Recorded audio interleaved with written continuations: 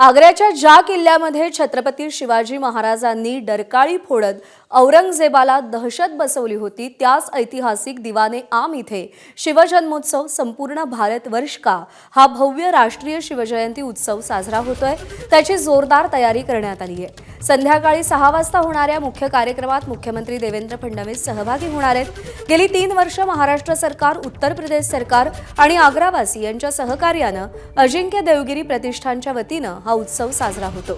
यंदा या उत्सवाचं 4थं वर्ष आहे।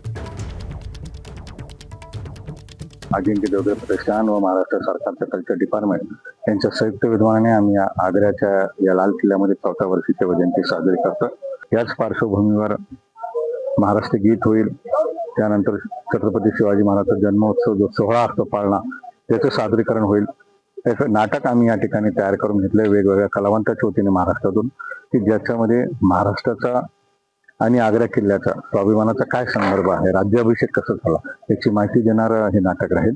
आम्ही सर्वांना या ठिकाणी आणू शकत नाही, तर मागच्या वर्षी जसं आपण 1 कोटीपेक्षा अधिक शिवभक्त ऑनलाईन जोडले होते, यावेळी देखील आपण सर्वांनी ऑनलाईन जोडावं असं मी सर्वांना आवाहन। एबीपी माझा, उघडा डोळे बघा नीट।